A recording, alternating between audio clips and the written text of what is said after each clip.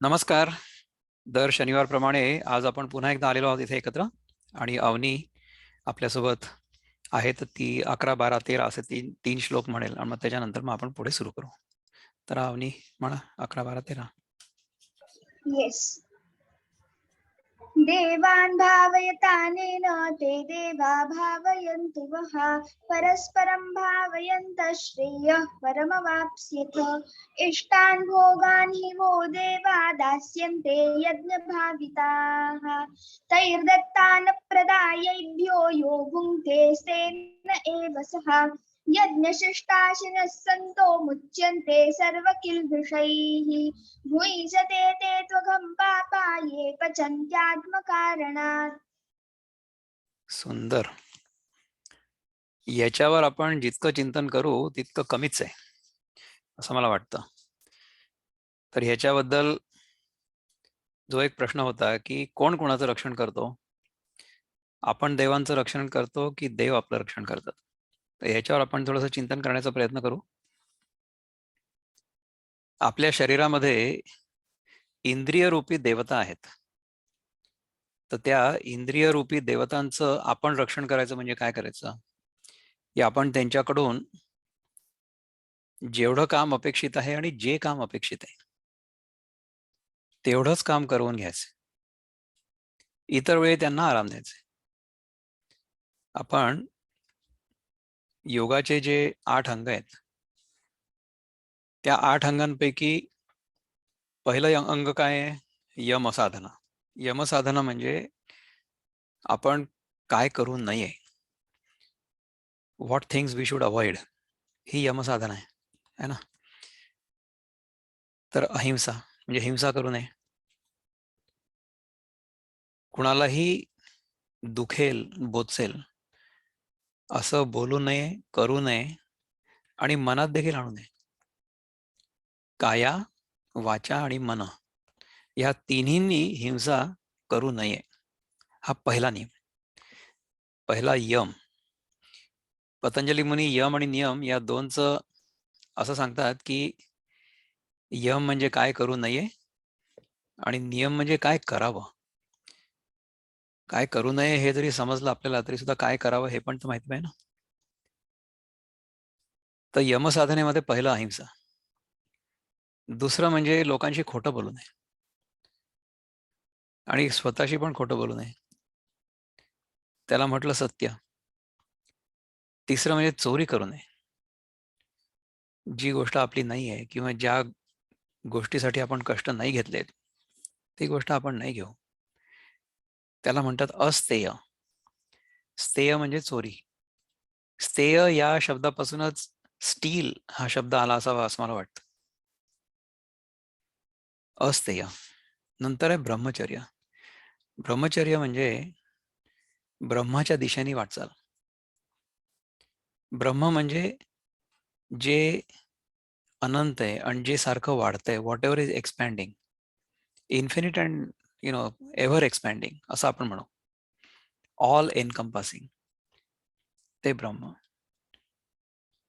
त्याच्याकडे जर आपण वाटचाल केली किंवा ते जर आपलं ध्येय असलं तर त्याच्या व्यतिरिक्त ज्या गोष्टी आहेत त्या सहजपणे गळून पडतील. आणि त्या गळून पडण्याचं जे मॅनिफेस्टेशन आहे म्हणजे प्रगटीकरण आहे ते म्हणजे आपली इंद्रिय जी आहेत ना ती स्वैर धावणार नाहीत विषयांकडे. आपण आता बघितलं होतं ना की इंद्रियांना स्वैर आपण धाव देऊ नये अशाबद्दल आपण चिंतन केलं होतं. इंद्रियांना विषयांकडे स्वैरपणे धावू न देण्याचं जे तंत्र आहे त्याला म्हणतात ब्रह्मचर्य. आपण आधी दुसऱ्या अध्यायामध्ये पण एक श्लोक बघितला होता ना, यदा संहरते चायम कूर्मोंगानीव सर्वशः इंद्रियार्थेभ्यस्तस्य प्रज्ञा प्रतिष्ठितः. राईट. आपण प्रतिष्ठित आय थिंक. मला इतकं चांगलं येत नाही संस्कृत जितकं अवनी म्हणते तितकं मी नाही म्हणू शकत.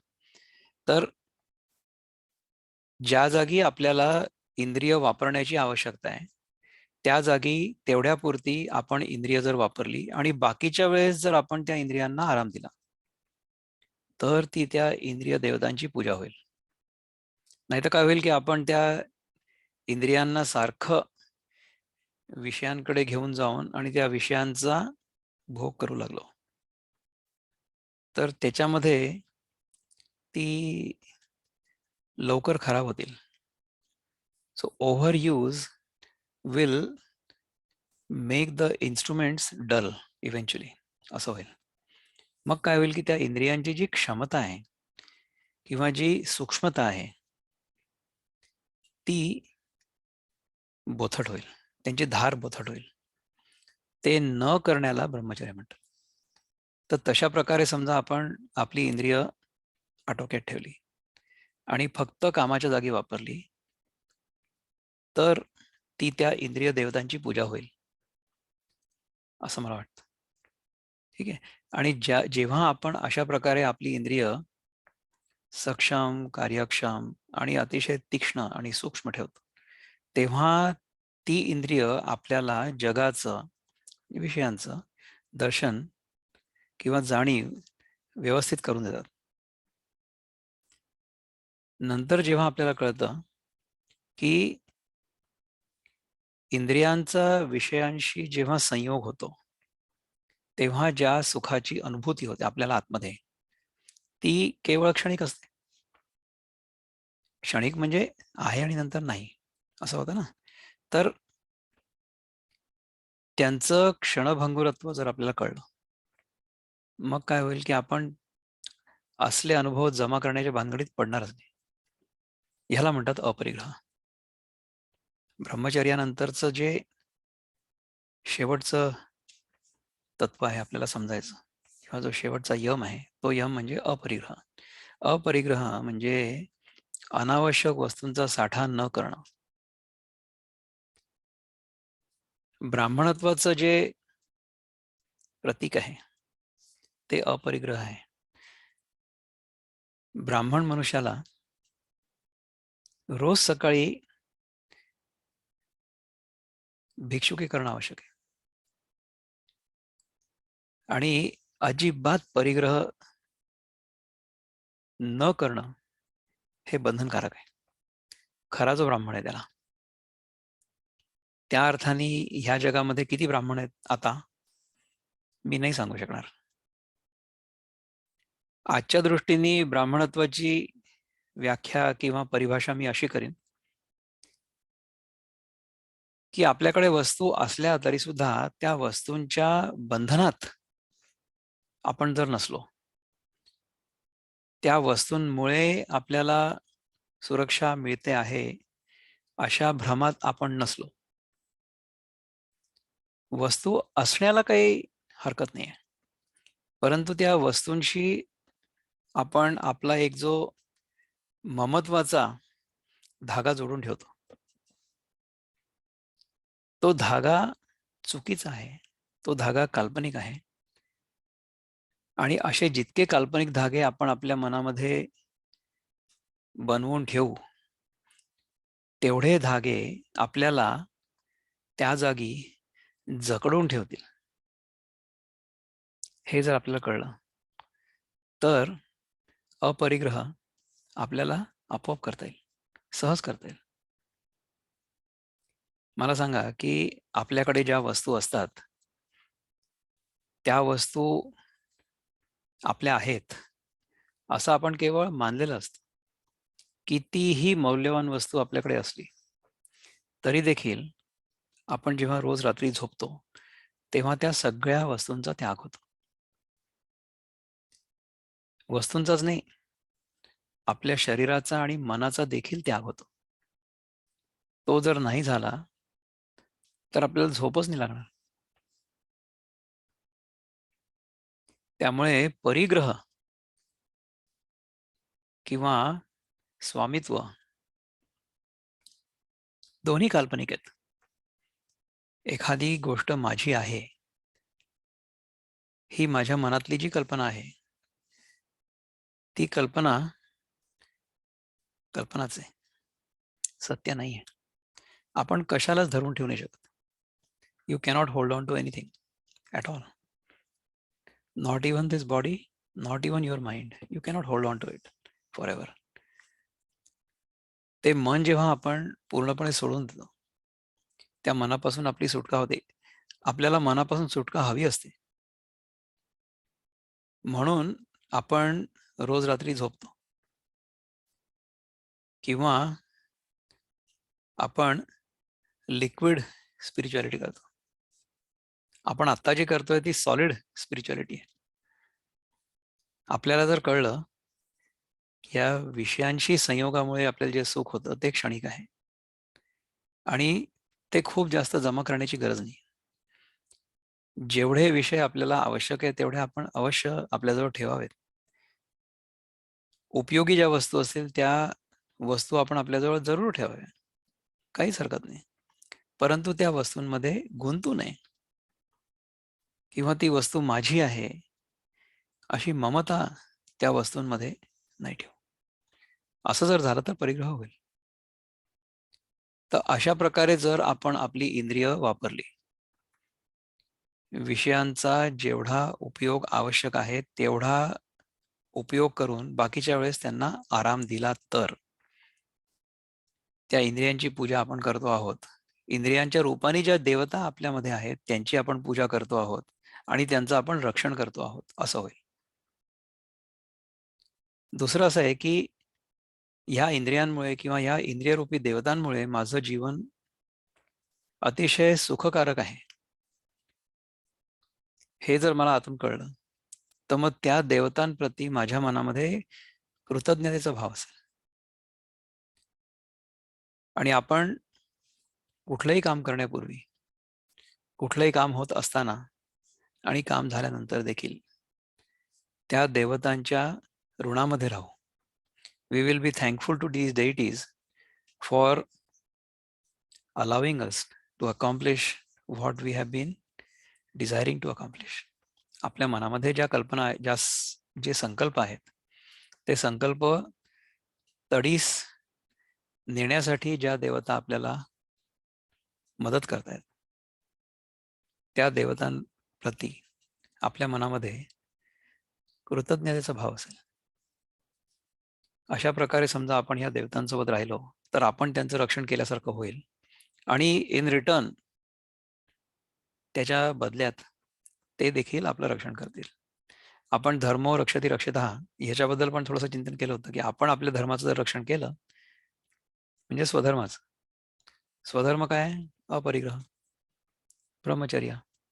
ह्या सगळ्या गोष्टी जर आपण पाळल्या व्यवस्थित तर ह्या सगळ्या देवता ज्या आहेत त्या आपल्यावर कृपा करतील, त्यांचा आपल्यावर वरदहस्त असेल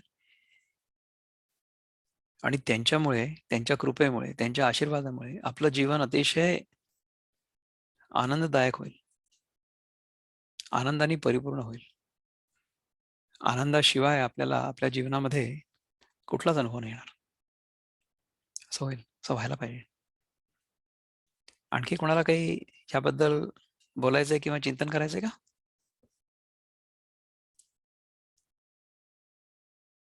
तसं जर नसलं तर मी एक या आठवड्यात घडलेला अनुभव सांगतो. गेल्या मंगळवारी आमचे एक मित्र आहेत, नागपूरहून आले होते, आले आहेत म्हणजे अमेरिकेत. सध्या मला असं वाटतं 2-3 महिन्यांसाठी आले. तर ते जस्ट गेल्या रविवारी आले. पोचले न्यूयॉर्कमध्ये, कारण की त्यांनी ह्याच्या आधी न्यूयॉर्क शहराला भेट नव्हती दिली. ते न्यूयॉर्कमध्ये एका जागी कुठेतरी त्यांनी हॉटेल बुक केलं होतं, तिथे ते राहिले होते, ते आणि त्यांची पत्नी असे 2 जण होते. तर ते येणार म्हणून मी त्यांना भेटायला जायची माझी इच्छा होती, तर मी जाणारच होतो. मग आम्ही विचार केला की आम्ही वेदांत सोसायटी ऑफ न्यूयॉर्क, जिथे स्वामी विवेकानंद पहिल्यांदा येऊन राहिले आणि त्यांनी ते सुरू केलं. केव्हा? 1894 मध्ये, म्हणजे 127 वर्षापूर्वी. त्या संस्थेचे जे सध्याचे प्रमुख आहेत स्वामी, त्यांचं नाव आहे स्वामी सर्वप्रियानंद. त्यांचे युट्यूबवर आपण अनेक लेक्चर्स ऐकू शकता, अनेक विषयांवर.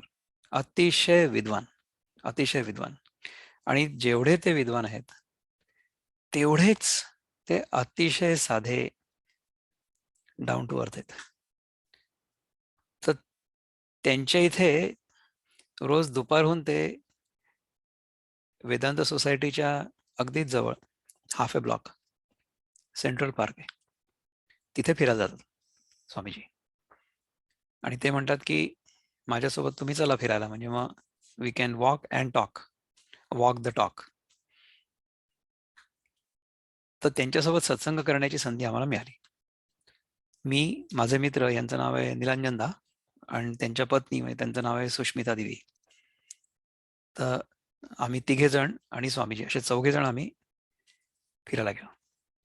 1.5 तास आम्ही फिरत होतो सेंट्रल पार्कमध्ये. अतिशय सुंदर फॉल कलर्स, म्हणजे झाडांच्या पानांचे रंग बदललेले होते. खूप सुंदर वातावरण होतं. थंडी प्रचंड होती, म्हणजे मी एकावर एक कमीत कमी 4 तरी लेयर्स घातले होते. मफलर वगैरे सगळं होतं.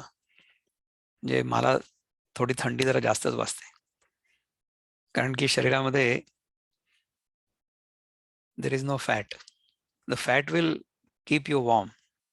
आपल्या शरीरात जर मेद असला तर त्यामुळे शरीर थोडंसं जरा उबदार राहतं. तर तशा प्रकारची सोय काही मला नाही आहे, कारण की गेल्या 4 वर्षात आपण आहार शुद्धीमध्ये जो मेद असतो शरीरातला तो सगळा घालवून दिलेला आहे. आणि त्याच्या आधी सुद्धा मला फारसा काही त्याच्यामुळे फायदा होतो असं नाही म्हणत मी, पण इतकी जेवढी थंडी आता वाजते तेवढी आधी नव्हती वाजत. तेव्हाही वाजायची, पण इतकी नव्हती वाजत. तर त्याच्यासाठी मग आपण एकावर एक लेयर्स घालून जातो, हरकत नाही. तर त्यांच्यासोबत 1-1.5 तास अद्वैताबद्दल खूप छान चिंतन झालं, खूप छान चिंतन झालं. तर त्याच्यामध्ये बोलता बोलता असा विषय निघाला की आपण न्यूयॉर्क शहरात आहोत की न्यूयॉर्क आपल्यामध्ये आहे. तर स्वामीजी म्हणाले की आपलं शरीर न्यूयॉर्कमध्ये आहे, परंतु न्यूयॉर्क आपल्या मनात आणि आपल्यामध्ये आहे. म्हणजे न्यूयॉर्क शहर आपल्याला बाहेर जरी दिसत असलं तरी देखील त्याचा अनुभव आपल्याला कुठे होतोय? त्याचा अनुभव आपल्याला आपल्या मनातच होतोय ना. जग बाहेर आहे असं दिसतं खरं, असं वाटतं खरं, असं भासतं खरं, परंतु त्या जगाचा अनुभव आपल्याला आपल्या आतमध्ये त्याच्या प्रतिबिंबाच्या रूपाने होत असतो. त्यामुळे आपल्याला खरं तर जगाचा अनुभव केवळ आपल्या आतमध्येच होत असतो, पण ते जग बाहेर आहे असं आपल्याला वाटत असतं. जेव्हा आपल्याला असं कळतं की ही प्रक्रिया आहे, त्याच्यानंतर अनुभव काय होईल? अनुभव तसाच होईल. अनुभव हाच होत राहील की जग बाहेर आहे आणि आपण त्याला बघतो आहोत आपल्या इंद्रियांच्या मार्फत. आपली इंद्रिय आपल्याला जगाचं दर्शन करून देत आहेत आणि जग आपल्या बाहेर आहे असं आपल्याला वाटत राहतं. हा अनुभव येत राहतो. दिस इल्युजन कंटिन्यूज. परंतु ते इल्युजन आहे हे कळतं. म्हणजे पहा की रोज सकाळी सूर्योदय होतो की नाही, पूर्व दिशेने सूर्य वर जातोय, वर जातोय, वर जातोय असं दिसतं आपल्याला. वर जाता जाता शेवटी तो आपल्या डोक्यावर येतो आणि मग तो खाली जायला लागतो आणि मग शेवटी सूर्यास्त होतो. तर आधीच्या लोकांना असं वाटायचं की पृथ्वी ही सपाट आहे, सूर्य वर येतो आणि मग असा खाली जातो. अशा प्रकारचं अंडरस्टँडिंग होतं वन्स अपॉन अ टाइम. पण नंतर मग विज्ञानाने सिद्ध केलं, लोकांना सगळ्यांना कळलं की पृथ्वी स्वतःभोवती फिरते आणि त्याच्यामुळे सूर्योदय आणि सूर्यास्त हे इल्युजन तयार होतं, असा भ्रम तयार होतो. बरोबर आहे. तर अशा प्रकारे ही प्रक्रिया घडते आहे आणि अशा प्रकारे हा भ्रम तयार होतो आहे असं आपल्याला जर कळलं तर त्याच्यानंतर काय होईल? त्याच्यानंतर अनुभव तर पुन्हा तोच येईल ना. सूर्योदय होतोय असाच अनुभव येईल आणि सूर्यास्त होतोय असाच अनुभव येईल. तो अनुभव येत राहील. There will be no change in what you see, but your perspective will change. म्हणजे आपला त्याच्याकडे बघण्याचा दृष्टिकोन बदलेल. आपल्याला हे कळेल की हे असं नाहीये, दिसतंय असं खरं आहे, परंतु तसं नाहीये. ह्याचा अर्थ काय झाला की इंद्रियांच्या मार्फत आपल्याला जगाचं जे दर्शन होतं आहे ते जसं आहे तसं नाही होत, पण जसं आपण त्याच्याकडे बघू तसं होतं.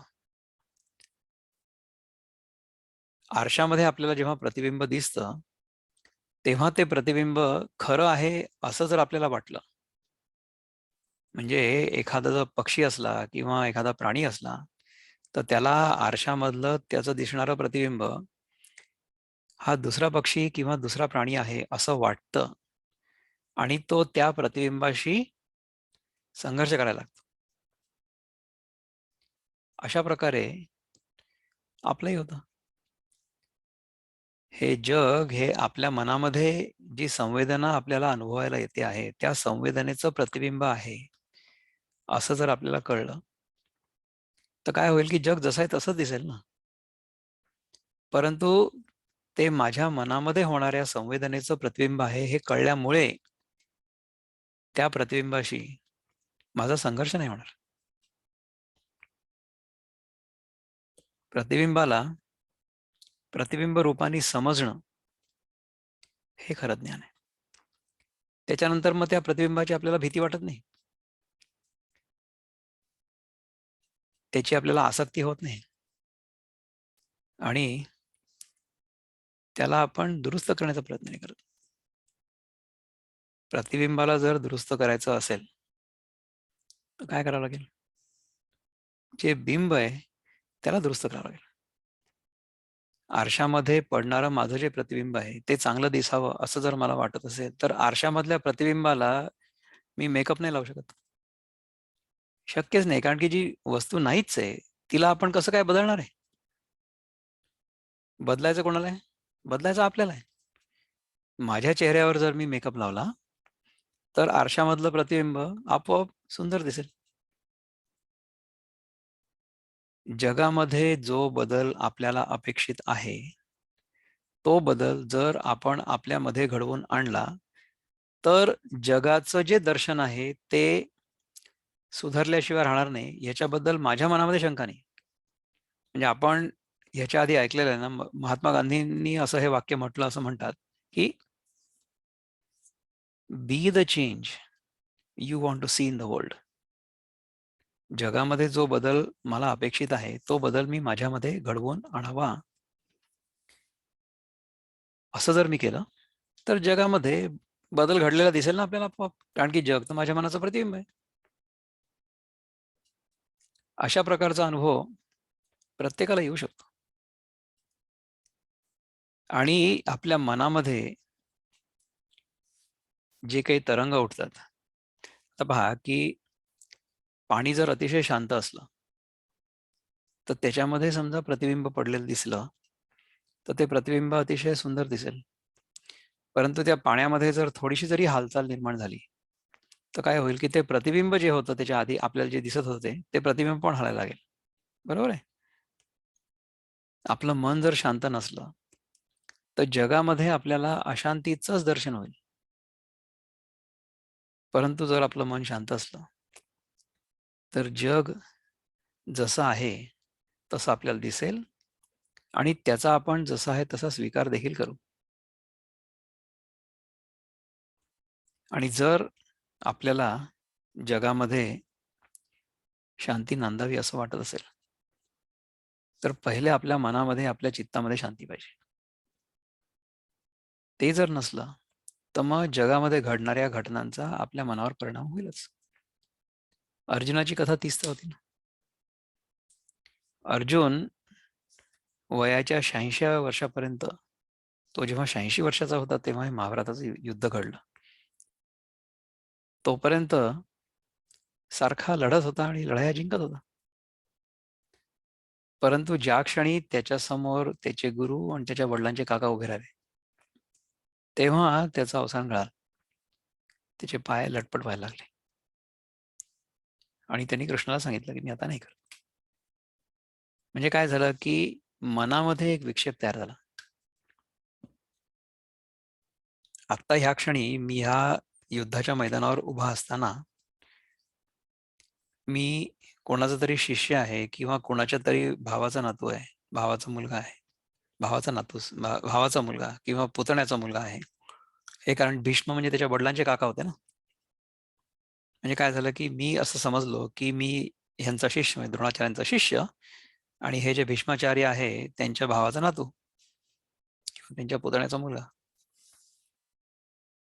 Instead of knowing that I'm on the battlefield to play the role of a warrior, I became somebody's grandnephew and somebody's disciple. तर हा जो आयडेंटिटी क्रायसिस आहे हा आपल्या जीवनामध्ये नेहमी होतो, खूप होत राहतो, सारखा होत राहतो. तर ह्या आयडेंटिटी क्रायसिस मधनं बाहेर निघून माझी स्वतःची ओळख मला पटावी, याच्यासाठी ही सगळी गीत आहे. 15व्या अध्यायाच्या शेवटी भगवान सांगणार आहेत आपल्याला की वेदैश्च सर्वैर हमेव वेद्यो. सगळ्या वेदांचं सांगणं हे आहे की मी कोण आहे हे मला कळलं पाहिजे, ही सर्वोच्च साधना आहे. Self realisation is the ultimate aim of human life. हे जर मला कळलं तर माझ्यासमोर समजा युद्धाचा प्रसंग आला तर मग मी तिथे योद्धा राहीन. माझ्यासमोर समजा दुसरा कुठला प्रसंग आला तर मी त्या प्रसंगानुसार आपला रोल बदलेन. तेव्हा जे पात्र मला वठवणं आवश्यक आहे ते पात्र मी वठवेन, अतिशय चांगल्या पद्धतीने वठवेन. अशा प्रकारे समजा मी राहायला लागलो तर ही गीता माझ्या जीवनात उतरलेली आहे आणि मला समजलेली आहे असं सिद्ध होईल, नाही का? ह्याच्याबद्दल जर आपल्याला कोणाला काही चिंतन करायचं असलं तर आपण अनम्यूट करू शकता, हात वर करू शकता, आपला व्हिडिओ सुरू करू शकता आणि बोलू शकता.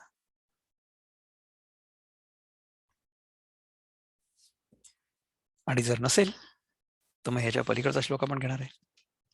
12 श्लोक आपण आतापर्यंत केले होते. 12 श्लोकांच्या पलीकडे 13वा जो श्लोक आहे तो आता आपण घेणार आहे. तर सगळ्यात पहिले आपण कुठला घेऊया? प्रभुपादांचा घेऊ का की गीताई मधलं घेऊ? 3ऱ्या अध्यायाचा 12वा श्लोक पहिले घेऊ. आपण विनोबांचं पहिले घेऊया, चालेल. यज्ञतुष्ट तुम्हा देव भोग देतील वांछित, त्याचे त्यासन देता जो खाय तो एक चोरची. त्यांचे त्यास न देता जो, त्याच्यामध्ये एक कुठलं तरी अक्षर जास्त आहे असं मला वाटतं. त्यांचे त्यास न देता जो, नाही बरोबर आहे. त्यांचे त्यास न देता जो खाय तो एक चोरची. यज्ञशिष्टाशी नसंतो मुच्यन्ते सर्व किल्बिषयी, भुंजते ते त्वघं पापा ये पचन्त्यात्मकारणात. नाही, हे मी त्याच्या पलीकडचा श्लोक म्हटला. That is not correct. So let me get into the प्रभुपादांचं जे आहे त्याचं आपण बघूया. वी आर ऑन श्लोक 12 वाला आपण झाला होता मागच्या ना. इष्टान भोगान हि वो देवा दास्यन्ते यज्ञभाविताः तैर दत्तान प्रदायैभ्यो यो भुंक्तेस्तेन एव सह. हे आपण मागच्या वेळेस बघितलं होतं. तर ह्याच्या पलीकडचा श्लोक आपण म्हणणार आहे ना. तर मी बरोबरच तर म्हटलं आता. यज्ञशिष्ट अशिन संतो मुच्यन्ते सर्व किल्बिषयी, भुंजते येते त्वघं पापा ये पचन्त्यात्मकारणात. तर the devotees of the Lord are released from all kinds of sins because they eat food which is offered first for sacrifice. Others who prepare food for personal sense enjoyment verily eat only sin. है ना? यज्ञात उरले खाती संतते दोष जाळीती, रांधिती आपुल्यासाठी पापी ते पाप भक्षिती. तर जे लोक संत असतात ते काय करतात की यज्ञामध्ये जे उरलेलं आहे ते खातात. यज्ञामध्ये उरलेलं जे खातो, जो संत खातो, ते खाल्ल्यामुळे त्याची सगळी पापं नष्ट होतात, त्याचे सगळे दोष नष्ट होतात. पण रांधिती आपुल्यासाठी म्हणजे जे फक्त स्वतःसाठी स्वयंपाक करतात आणि खातात, पापी ते पाप भक्षिती, म्हणजे ते पापकर्म आहे. आणि अशा प्रकारचं भक्षण केल्यामुळे आपल्याला फक्त पापच लाभतं, म्हणजे वी विल गेट ओनली पाप आउट ऑफ इट. असं आपल्याला अजिबात करायचं नाहीये. तर ह्याच्यासाठी आपले जे बंधू आहेत किशोर कुलकर्णी, हे काय म्हणतात बघूया की जीवन यज्ञाचा प्रसाद भक्षिती, ऐसे मुनिजन पापमुक्त होती, परी जो रांधी स्वतःसाठी, तो बांधी पापची गाठी. जीवन यज्ञाचा प्रसाद भक्षिती, म्हणजे जीवन हे यज्ञमय केलंय. यज्ञ केल्यानंतर जे आपल्याला मिळालं प्रसाद रूप, तो प्रसाद जेव्हा आपण ग्रहण करतो, ऐसे मुनिजन पापमुक्त होती, ते पापांपासून मुक्त होतात. परी जो रांधी स्वतःसाठी, जो स्वतःसाठी स्वयंपाक करतो आणि स्वतःच खातो, तो बांधी पापची गाठी, तो फक्त आपल्या गाठी पापच बांधू शकतो, असं होतं. हा हा मुक्त छंद श्लोक होता त्यांचा. आता आपण जो वृत्तबद्ध आहे तो म्हणू. प्रसाद कृपा जाणी यज्ञावशिष्ट, मुनीचे अशा होतसे पाप नष्ट. स्वतःच्याच साठी बनावेची यज्ञ, तया जाण करताची पापा जघन्य. प्रसाद कृपा जाणी यज्ञावशिष्ट, यज्ञावशिष्ट म्हणजे यज्ञातनं उरलेली वस्तू, ही प्रसाद कृपा आहे असं तू जाण. अशा मुनीचे पाप नष्ट होते. स्वतःच्याच साठी बनावेची अन्न, जर आपण स्वतःसाठीच बनवलं अन्न, जो स्वतःसाठी बनवतो अन्न, तया जाणं करताची पापा जघन्य, तो पाप करता, जघन्य पाप करता होतो असं तू जाण, असं आपल्याला आपले मित्र किशोरजी सांगतायत. आणि त्यानंतर आपण ज्ञानेश्वर महाराजांकडे येऊ. तर ह्याच्यावर ज्ञानेश्वर महाराजांनी किती ओव्या केल्यात बरं का? 134 पासून ते 150 पर्यंत, म्हणजे 17 ओव्या केल्यात बरं का. आता ह्यातल्या किती होतात ते आपण पाहूया, एक एक करत जाऊया आणि मग बघू की आपल्याला ह्यातनं काय बोध होतो. जो स्वधर्माच्या आचरणात आपुली संपत्ती वेचित, न धरिता निज चित्तात आशा फळाच्या प्राप्तीची. पहा की पुन्हा ज्ञानेश्वर महाराजांनी 47व्या श्लोकाला ह्याचा रेफरन्स दिलेला आहे. तेव्हा आपण काय बघितलं होतं, कर्माचा जो श्लोक होता ना, की कर्मावर आपला अधिकार आहे, पण कर्माच्या फळावर नाही आहे. राईट. जो गीतेमधला सगळ्यात पॉप्युलर श्लोक आहे तो आहे, नाही का. तर त्याच्यामुळे स्वधर्मरूपी कर्म जर आपण केलं आणि त्याच्या फळाची आशा नाही ठेवली, कर्मणी एव अधिकार असते, मा फलेषु कदाचन. जो स्वधर्माच्या आचरणात आपली संपत्ती वेचित, संपत्ती म्हणजे पैसा अडका नाही, फक्त तोच नाही, परंतु आपलं शरीर देखील, आपलं शरीर देखील आपल्याला मिळालेली संपत्तीच आहे की नाही निसर्गाकडून.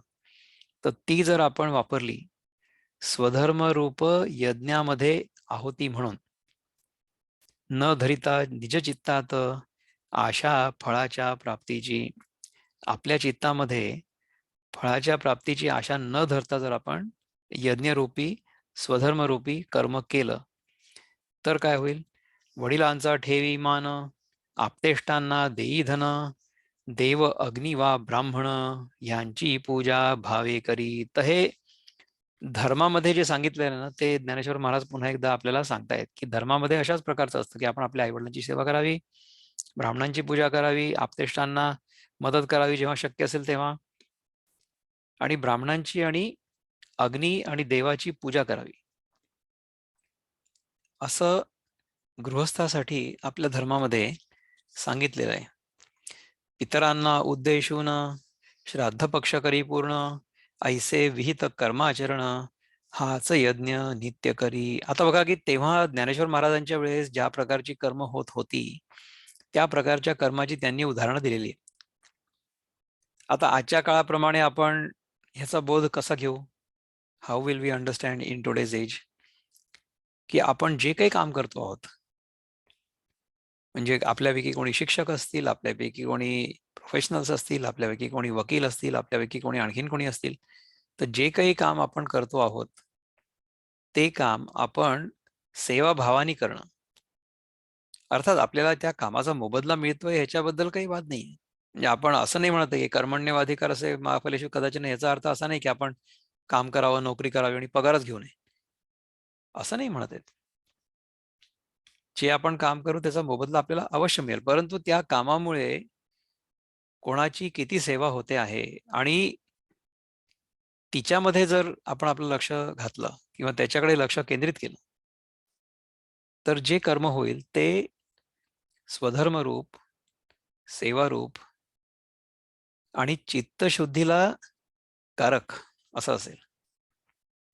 अशा प्रकारे आपण जेव्हा कर्म करतो, तेव्हा अशा प्रकारच्या कर्मामधून आपली चित्तशुद्धी होईल.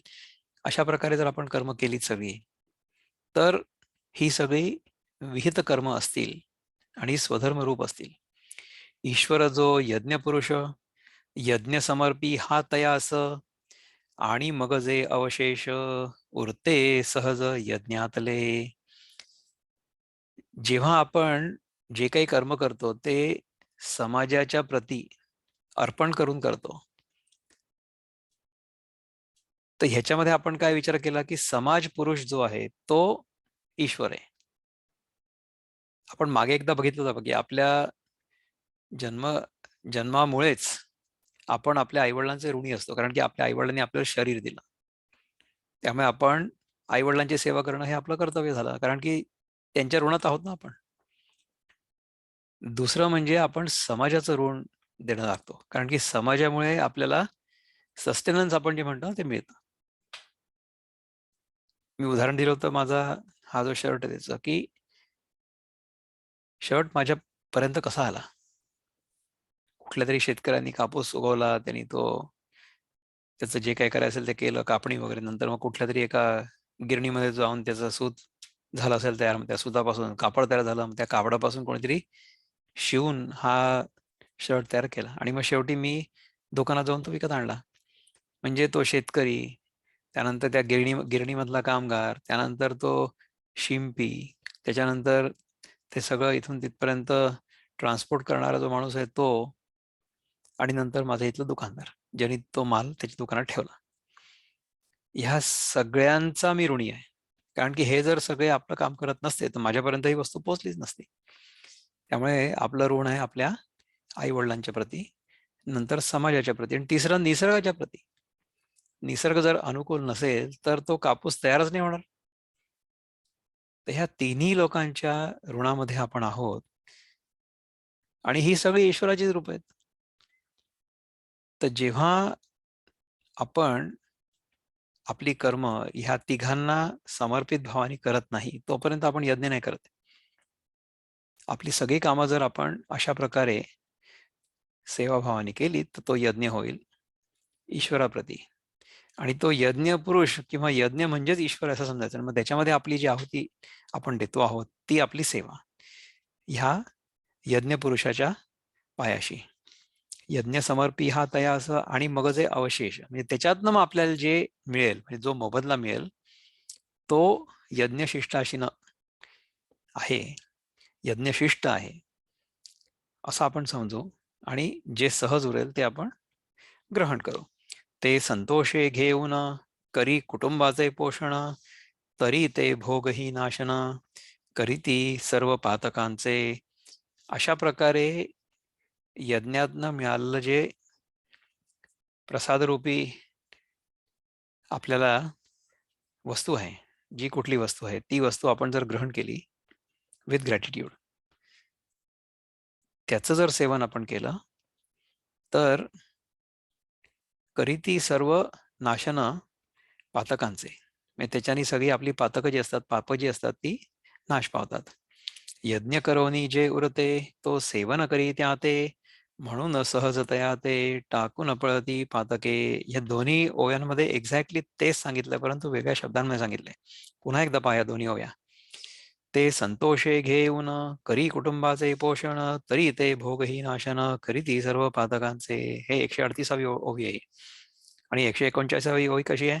यज्ञ करोनी जे उरते तो सेवन करी त्या ते, म्हणून सहजतया ते टाकून पळती पातके.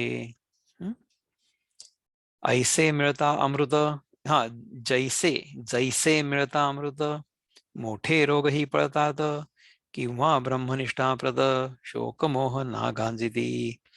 जैसे मिळता अमृत, ज्याप्रमाणे म्हणजे उपमा दिली आहे बघा ज्ञानेश्वरांनी, की अमृत जर आपल्याला मिळालं तर मोठे रोगही पळतात. मोठा रोग जरी असला तरी पळून जाईल ना, कारण की आपल्याला अमृत मिळालं. किंवा ब्रह्मनिष्ठा व्रत, ब्रह्मनिष्ठ जे लोक आहेत त्यांच्यासारखं शोक मोह ना गांजिती. शोक मोह ना गांजिती म्हणजे आपल्याला शोक आणि मोह का बरं होतो? शोक आणि मोह जो आहे हे आपल्या मनाचे विकार आहेत. आपल्याला शरीराचे, अन्नमय कोशाचे दोन विकार आहेत. हं? जरा आणि मृत्यू, म्हणजे म्हातारपण येतं आणि मृत्यू होतो ह्या शरीराचं. हे दोन ह्या शरीराला होतात, अन्नमय कोशाला. प्राणमय कोशामध्ये दोन गोष्टी आहेत. ते कुठले आहेत? भूक आणि तहान. आणि नंतर मनामध्ये काय आहे? तिसऱ्या कोशामध्ये मनामध्ये आहे शोक आणि मोह. ठीक आहे. परंतु जर आपण अशा प्रकारे राहिलो, यज्ञशिष्टाशी न संतो मुच्यंते सर्व किल्बिषयी, तर शोक आणि मोह नावाचे जे आपल्या मनाचे दोष आहेत ते चालले जातात. ते ना गांजिती, म्हणजे त्याच्यामुळे आपल्याला त्रास नाही होणार. They won't bother us anymore. Right. शोक कशामुळे होतो? जी गोष्ट बदलणारी आहे ती बदलू नये, आणि ती बदलल्यामुळे आपल्याला जे दुःख होतं तो म्हणजे शोक. आणि मोह म्हणजे आपण स्वतः कोण आहोत हे आपल्याला कळलेलंच नाहीये. जे नाहीये ते आपण स्वतःला मानलेलं आहे. जे जग काय आहे, ते जग काय आहे ते आपल्याला कळलंच नाही. जे नाहीये ते आपण मानलं. हा मोह आहे. मोह is understanding something different from what it actually is. असा आहे मोह. तैसे यज्ञ करून उरले, तेच ज्याने सेवन केले, तयासी ना बाधती भले, दोष कोणते केव्हाही. तैसे यज्ञ करून उरले तेच ज्याने सेवन केले, तयासी ना बाधती भले, दोष कोणते केव्हाही. त्याला दोष नाही बांधणार कधीच. ठीक आहे. म्हणून स्वधर्माने मिळवावे, ते स्वधर्मासाठीच वेचावे, मग जे उरेल ते भोगावे, संतोष चित्ती ठेवुनी. त्यामुळे आपल्याला जे मिळतं, जे आपण मिळवतो, ते सगळं स्वधर्मानुसार असावं. कुठलीही गोष्ट धर्म सोडून करता कामा नये. आणि जे आपल्याला मिळेल त्याचं आपण सेवन केलं, आणि जे मिळालं ते स्वधर्मासाठीच वेचावे, म्हणजे त्याचा वापर केला. म्हणजे आपण पैसा खूप कमवला, धर्माच्या नुसार आचरण करून पैसा मिळवला, परंतु तो धर्मानुसार त्याचा विनियोग सुद्धा करता आला पाहिजे. स्वधर्मासाठीच वेचावे, त्याचा उपयोग स्वधर्माचं पालन करण्यासाठीच करावा. मग त्याच्यानंतर जे उरेल ते भोगावे. म्हणजे त्याचा आपण उपयोग करू शकतो. म्हणजे भोगावे इथपर्यंत मी, भोगावे म्हणजे ह्याचा अर्थ अर्थात ज्ञानेश्वर महाराज, भोगावे म्हणजे त्यांच्यापासून तुम्हाला जी काही अनुभूती होईल ती होऊ द्या, परंतु त्याच्यामध्ये भोगदृष्टी लागू नका त्याच्या पाठीमागे. संतोष चित्ती ठेवणी म्हणजे be content with whatever you have. Arjuna ह्याच्या वाचून दुसरे न करावे वर्तन, अशी अर्जुनासी श्रीकृष्ण कथा सांगे पूर्वीची. अर्जुना ह्याच्या वाचून दुसरं वर्तन करू नकोस, असं कृष्ण त्याला सांगतोय. पूर्वीची कथा म्हणजे कुठली? तीच कर्मण्येवाधिकार असतेची, नाही का? ती सांगितली ना पुन्हा एकदा. मी ऐसे देह मानुनी, मी देह ऐसे मानुनी, विषय भोग्य धरिती मनी, दुसरे याच्या वाचुनी, मनातही येन ज्यांच्या. मी देह आहे असं मानून जर आपण विषयांना भोग्य वस्तू आहे असं धरलं आपल्या मनामध्ये, आणि ह्याच्या व्यतिरिक्त आपल्याला काहीही आलं नाही आपल्या मनामध्ये, तर म्हणून जे भ्रांतजन अहंकार बाळगून, यज्ञ साधन जे धन, ते निज भोगासी लाविती. अशा प्रकारचे जे भ्रांतजन आहेत, those who are deluded in this manner, ते अहंकार बाळगून, अहंकार म्हणजे माझ्या वेगळेपणाची भावना बाळगून, यज्ञ साधन जे धन आहे, जे धन यज्ञ साधन म्हणून वापरायला पाहिजे, ते निज भोगाशी लावतील.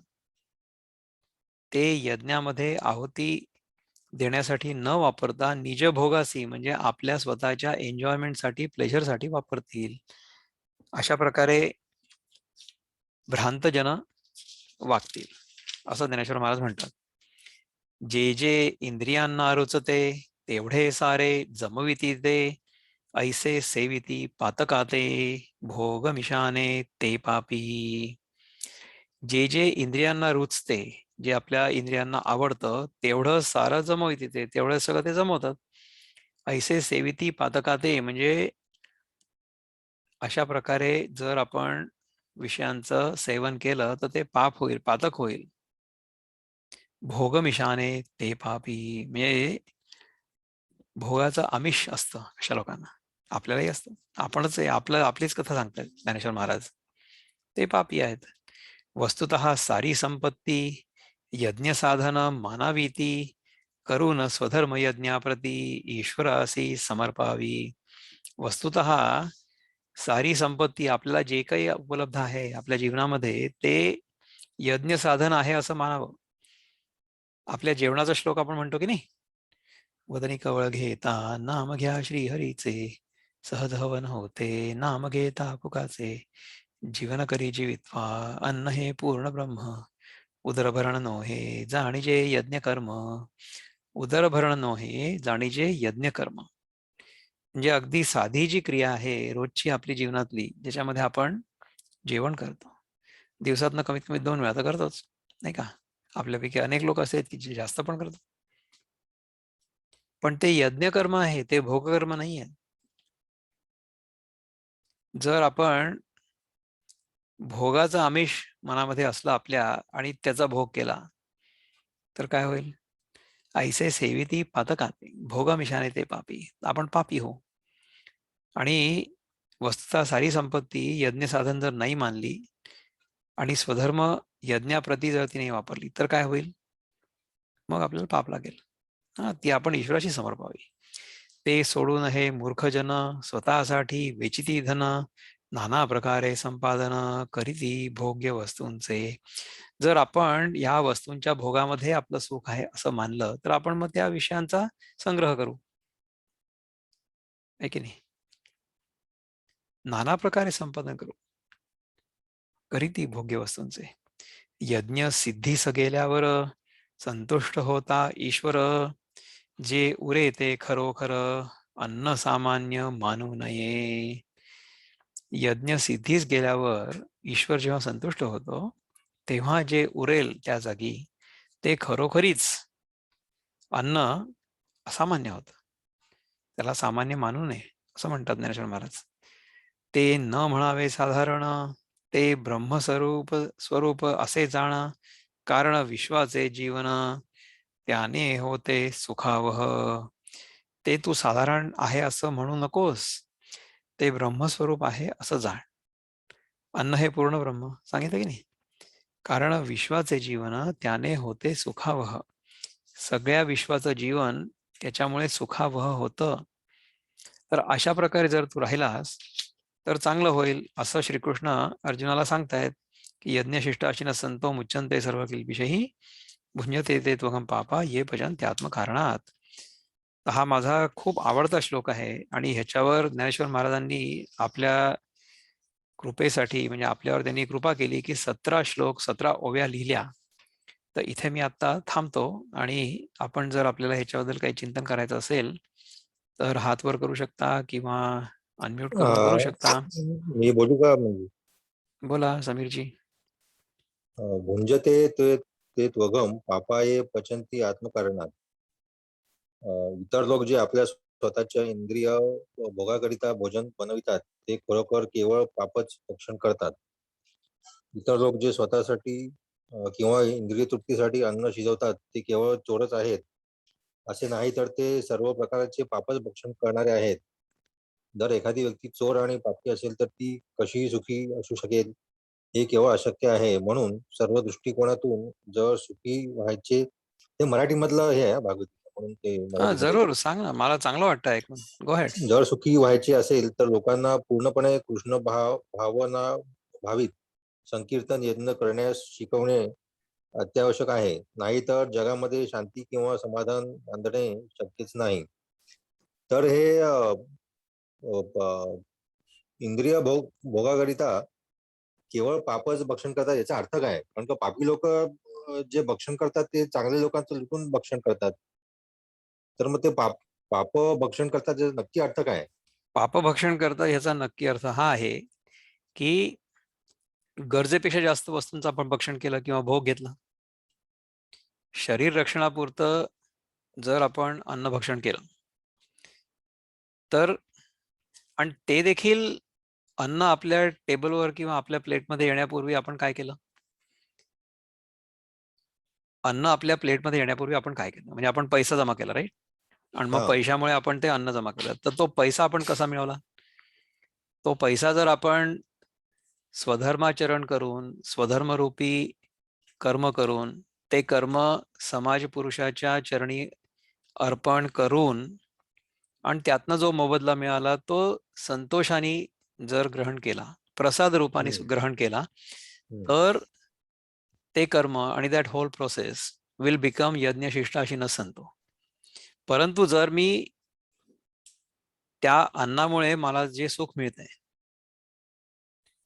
त्याच्यासाठी कुठल्याही प्रकारचं कर्म केलं, म्हणजे 5 स्टार अन्न खाण्यासाठी समजा मला खूप जास्त पैसा असण्याची गरज असली, तो पैसा मी कुठल्याही मार्गाने कमवला आणि मग 5 स्टार अन्न खाल्लं, तर दॅट विल बी भोगकर्म, दॅट विल नॉट बी यज्ञशिष्टाशी न संतो, राईट? तर अन्न आपल्या टेबलवर कसं येतंय, आपल्या प्लेटमध्ये कसं येतंय, त्याच्यासाठी आपण अर्थार्जन कसं करतोय ते देखील खूप महत्वाचं आहे. So how we earn money is also extremely crucial. And once we earn that money, we utilise that money only to the extent it is necessary for us to sustain. त्याच्यापेक्षा जास्त पैसा आपण ह्याच्या आधी पण खूप आधी एकदा उदाहरण घेतलं होतं बघा, की कम्फर्टेबली पोहण्यासाठी आपल्याला फक्त 6 फूट पाण्याची गरज आहे. परंतु 600 फूट जरी पाणी असलं तरी सुद्धा कम्फर्टेबली पोहायला 6 फुटाची गरज आहे. त्यामुळे पैसा किती जरी असला तरी सुद्धा आपल्या गरजेपुरता फार थोडाच असतो. आपण हेही उदाहरण घेतलं होतं की आपल्यासमोर म्हणजे माझ्याजवळ किती जरी पैसा असला तरी सुद्धा मी जे घासपूस खातो त्यासाठी मला किती पैसे लागणार? तेवढेच लागणार आहे. So even as long as I have enough money to put that घासपूस on my plate, I'm good. त्याच्याशी जास्त जर पैसा असला तरी सुद्धा I am going to continue to it घासपूस, नॉट 5 स्टार मील, कारण की त्याच्यामध्ये आकर्षणच नाही. असं व्हायला पाहिजे. सो यज्ञशिष्टाशी संतो याचा अर्थ हा आहे की आपण पहिले स्वधर्मरूपी कर्म करावं, त्यातनं जो मोबदला आपल्याला मिळेल तो संतोषपूर्वक ग्रहण करावा, प्रसाद रूपाने ग्रहण करावा, आणि त्याच्यानंतर जो प्रसाद आपण भक्षण करू तो देखील परिमित असावा. हा त्याचा अर्थ आजच्या काळामध्ये मी घेतो. आज आमच्या इथे माझं भाग्य आहे की आमचे मित्र डॉक्टर प्रशांत भांडारकर आलेले, तर आनंद आहे आपल्याला बघून. मला खूप बरं वाटलं प्रशांत. तर आपण बोलू शकतो. नमस्कार विक्रम. येस बोला. Yes always a pleasure to join your meetings. Yes. पण आमच्याकडे शनिवारी अनफॉर्च्युनेटली पूर्ण वर्किंग असतो, त्यामुळे पुष्कळदा जमत नाही. कधी कधी आल्यावर कुठे मीटिंगला जायचं असतं, कधी नागपूरला सोशल फंक्शन्स फार असतात, त्यामुळे I know. कधी डिनर असतं. तर हे आता जे आपण ऐकलं यज्ञशिष्टाशी संतो, त्याच्याबद्दल काही आहे का आपल्याला? काय विचार आहे आपला? मला प्रश्न आहे की आपण पुष्कळदा सांगतो, ऐकतो की I am not my body, मी माझं शरीर नाही. तर भूक ही शरीराला होणारी व्याधी आहे.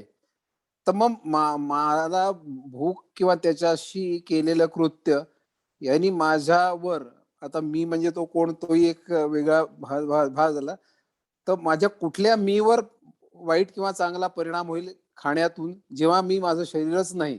तर how do you reconcile all this things? हा, तर जर मी माझं शरीर नाही असं आपल्याला कळलं तर निसर्गामध्ये कुठल्याही शरीरावर काय प्रक्रिया होत असते?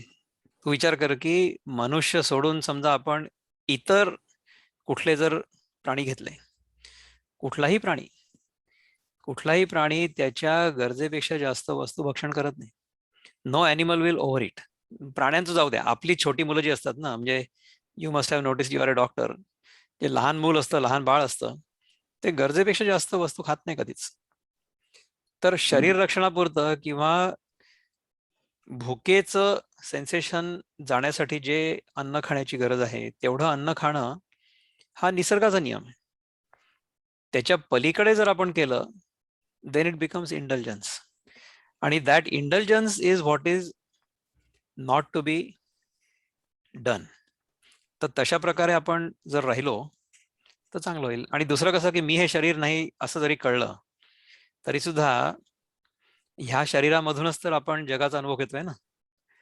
तर ह्या शरीरामधल्या भुकेचा अनुभव आपल्याला नेहमीच येतो. परंतु ज्याचं मन विश्वव्यापी झालेलं असेल त्याला, किंवा मन ह्या शरीराच्या पलीकडे जरी गेलेलं असेल, अगदी विश्वव्यापी वगैरे व्हायची काही गरज नाही, परंतु जी आई असते त्या आईला तिच्या मुलाला जर भूक लागली तर तिला कळतं ते, आणि मग ती त्याला जेव्हा तृप्त करते तेव्हा तिच्या मनाचं समाधान होतं. असं होतं ना, कुठल्याही गृहिणीचं पण होतं. म्हणजे फक्त मुलांसाठी नाही, पण एखादी जी सुगृहिणी असेल तिला तिच्या घरच्या लोकांनी व्यवस्थित खाल्ल्यानंतर तिला तृप्ती मिळते. हा जो अनुभव आहे तो एखाद्या सद्गृहिणीला, सुगृहिणीला येणारच आहे, येत असतो नेहमी. आपल्या शरीरापुरतं समजा आपण ग्रहण केलं अन्न तर काहीच हरकत नाही. मला असं वाटतं अपर्णाताईंनी हात वर केलेला आहे, तर अपर्णाताई आपल्याला काही बोलायचं होतं का? माझं मी मला विचारायचं होतं, आपल्या म्हणजे नॉर्मल घरांमधनं तर ठीक आहे, पण हे रस्त्यावरचे भिकारी वगैरे जे जेवण जेवत असतात, आता त्यांची तर ती एक प्रकारची आहुतीच आहे की नाही. म्हणजे जेवण जेवायचं बस, नाही मिळालं तर नाही जेवण ते, नाही का? तर मग हो अशा नाही, वेळेला पण कसं आहे बघा की भिकारी जो असतो आणि जो भिक्षा मागणारा असतो साधू संत, त्याच्यामध्ये फरक आहे बरं का.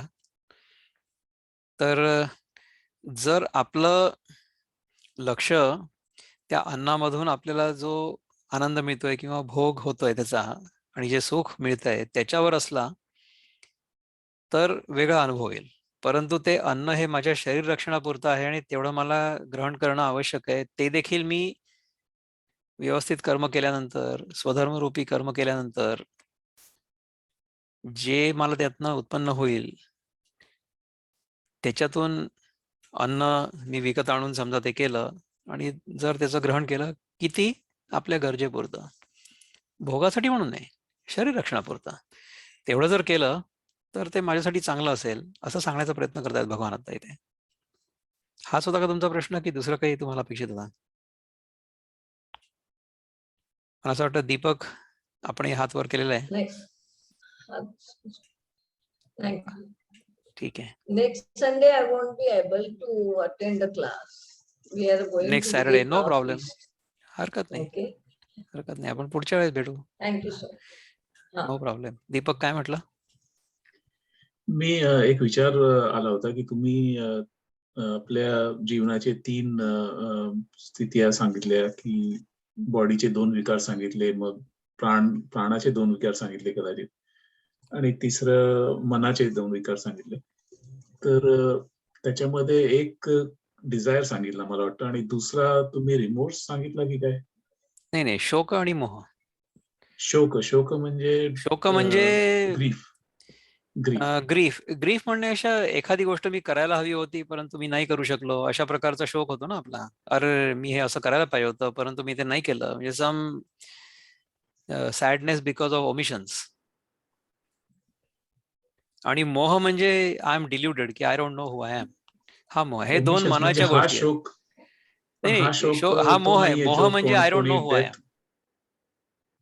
डेथ. शोक म्हणजे असंही होतं ना की शोक, आणि दुसरं कसं होतं की शोक म्हणजे एखादी गोष्ट अमुक एखाद्या प्रकारे व्हावी अशी आपली अपेक्षा असते परंतु ती होत नाही, म्हणून मग आपल्याला वाईट वाटतं, तो शोक. किंवा आपल्याला असं वाटतं अर्जुन ना की शोक करत होता. हा अर्जुन वॉर मध्ये शोक करत होता, ते शोक नाही का? तो शोक म्हणजे काय? सी दॅट शोक वॉज की समजा मी माझ्या वडिलांच्या काकांना मारलं किंवा मी माझ्या गुरुला मारलं तर मग किती वाईट होईल, ह्याचा तो शोक करत होता. So he was expecting something to happen which was not according to the natural law, किंवा things that are changed. आता समजा एखाद्याचा मृत्यू झाला, ठीक आहे, तर मृत्यूमुळे आपल्याला शोक होतो, कारण की आपल्याला हे माहितीच नसतं की मृत्यू हा फक्त म्हणजे शरीराचं विघटन झालं म्हणून मृत्यू झाला असं आपण म्हणतो, राईट. परंतु आपला मृत्यू होतोच कुठे? मृत्यू हीच तर एक भ्रांती आहे आपल्या मनातली. आपण ज्याला मृत्यू म्हणतो ते म्हणजे फक्त देहाचं विघटन होतं तेवढंच, त्याला आपण मृत्यू म्हणतो. पण that is only A change of state. जे आपण खरंच आहोत त्याचा ना कधी जन्म होतो ना कधी मृत्यू होतो, हे तर सगळ्यात पहिले सांगितलं. परंतु ते न समजल्यामुळे आपल्याला जे वाईट वाटतं तो शोक आहे. तर तो शोक आणि मोह हे दोन मनाचे विकार आहेत. जरा आणि मृत्यू हे देहाचे विकार आहेत, म्हणजे अन्नमय कोशाचे, आणि प्राणमय कोशाचे भूक आणि तहान हे 3 विकार आहेत. असे 6 आपल्याला दुःख असतात, basically fundamental sorrows. Those fundamental sorrows to each in these 3 कोशस. तर ह्यांचं निवारण करण्यासाठी जो विज्ञानमय कोश असतो, the sense of doership, we will continue to do all kinds of actions to ensure that these 3 don't happen. Right? म्हणजे आपण जे काही काम करतो आपल्या जीवनामध्ये is basically an immortality project, isn't it? आपल्याला आपला देह जाईल, मृत्यूचं दुःख आहे ना, तर तो मृत्यू होऊ नये किंवा म्हातारपण येऊ नये, ह्या 2 गोष्टींसाठी आपण किती करतो. म्हणजे I should remain young, I should look young, ह्याच्याबद्दल आपण किती प्रयत्न करतो. नंतर ते आपलं देह जाऊ नये याच्यासाठी आपण करतो ना. In fact that is common to every being. That is called the भय. आहार, निद्रा, भय, मैथुन, ह्या 4 ज्या फंडामेंटल अर्जेस आहेत ना, ते भय जे अर्ज आहे ती म्हणजे सेल्फ प्रिझर्वेशन इन्स्टिंक्ट. ते आहे की माझं शरीर टिकून राहावं. हा देहाचा धर्म आहे. म्हणजे हा देहाची भीती आहे असं आपण म्हणू आपल्या मनात, की देह गेला तर काय. ठीक आहे ना, पण देह तर जाणारच एक दिवस. जाणार आहे म्हणजे काय की इट इज चेंजिंग. शरीर ह्या शब्दाचा अर्थच आहे की इट इज कंटिन्युअसली डिग्रेडिंग और वेस्टिंग अवे, ह्याला म्हणतात शरीर. त्याचं संस्कृतचं एक्झॅक्ट मला डेफिनेशन आता आठवत नाही, पण काहीतरी म्हणतात की जे दर क्षणी बदलतंय आणि ज्याचा ऱ्हास होतोय ते म्हणजे शरीर. पण ते तर मी नाहीच आहे. तर जी प्रकृतीमध्ये बदलणारी वस्तू आहे ती बदलू द्या. त्या वस्तूशी जर मी तादात्म्य केलं तर मला शोक होईल. That is why there is शोक इन द माइंड. तर किशोरजींनी हात वर केलेला आहे, त्यांनी आपल्याला, किशोरी म्हणा किंवा स्मिताताई आहेत, तुम्हाला काही विचारायचं का? हो, इथं यज्ञाचा अर्थ काय? यज्ञ भाव म्हणतो आपण. म्हणजे स्वतःचा होऊन म्हणजे दुसऱ्याला देणं. आपण जे इन्कम केलेलं आहे समोर, आणि ते इन्कम आपणच स्वतःसाठी वापरलं तर तो यज्ञ भाव होत नाही. तर आपण सोसायटीचं काही देणं लागतो, धर्माचं देणं लागतो. म्हणजे तो असा जो मनुष्य करतो त्याला पण यज्ञ म्हणतात. एक सॅक्रिफाईस, म्हणजे यज्ञाचा दुसरा अर्थ असा सॅक्रिफाईस पण असा पण आहे. हो, आपल्याला काय यज्ञ वाटतं? यज्ञ हा जो शब्द आहे ना, ह्याचा अर्थ वेगळा वेगळा होऊ शकतो व्यक्तीनुसार किंवा परिस्थितीनुसार सुद्धा, काळानुसार सुद्धा बदलतो. आधीच्या काळी यज्ञ जो करायचे लोक, तो यज्ञ म्हणजे की ह्या यज्ञामुळे जे आपल्याला फळ मिळेल त्याच्यासाठी आपण ते यज्ञ करायचो. म्हणजे आधीच्या काळी लोक राजसूय यज्ञ किंवा पुत्रकामेष्टी यज्ञ, अश्वमेध यज्ञ वगैरे अशा प्रकारचे यज्ञ होते ना एकेकाळी. तर त्या यज्ञांमधून जे फळ मिळेल ते फळ प्राप्त करण्यासाठी म्हणूनच ते यज्ञ केले जायचे. परंतु गीतेमधला जो यज्ञ आहे, स्वधर्मरूपी यज्ञ आहे, तो यज्ञ वेगळा आहे. त्याच्यामध्ये आपल्याला स्वधर्मानुसार आपलं जीवन चालवून, आता आजच्या काळामध्ये तो स्वधर्मरूपी यज्ञ म्हणजे काय होईल, की आपण जी काही नोकरी करतो आहोत कुठे किंवा जो धंदा करतो आहोत, व्यवसाय करतो आहोत, तो लोकांच्या कल्याणासाठी असावा. आणि त्याच्यातून जे आपल्याला यज्ञशिष्ट मिळेल, so whatever returns we get out of the work we do, आजच्या काळानुसार पहिले ते काम सेवा रूपी असलं पाहिजे. म्हणजे ह्याच्यातनं मी काय करतोय किंवा काय देतोय, आपण ते जॉन एफ केनेडीचं वाक्य पाहिलं तर मागच्या वेळेस, की what can I do for the country rather than what the country can do for me. तर माझ्या कामातून मी सेवा करतो आहे की नाही, म्हणजे मी ज्याच्यासाठी जे काम करतो आहे ते बरोबर करतोय की नाही, त्यांना तो अनुभव येतोय की नाही. आता आम्ही जे सध्या काम करतोय त्याच्यातनं तुम्हाला उदाहरण म्हणून सांगायचं की सत्वचा आमचा हा जो कार्यक्रम आहे त्याच्यातून लोकांना एक प्रकारचा अनुभव, आंतरिक अनुभव यावा अशी अपेक्षा आहे. तर तो येतोय की नाही त्यांना हे मॉनिटर करण्याचं काम आम्ही करतो. आम्ही म्हणतो की तुम्ही अशा प्रकारे जर आपली जीवनशैली ठेवलीत तर तुम्हाला अशा प्रकारचा अनुभव येणं अपरिहार्य आहे. आणि जे लोक तशा प्रकारची जीवनशैली आपल्या जीवनामध्ये आणतात, त्यानुसार राहतात, त्यांना तशा प्रकारचा अनुभव येतोच.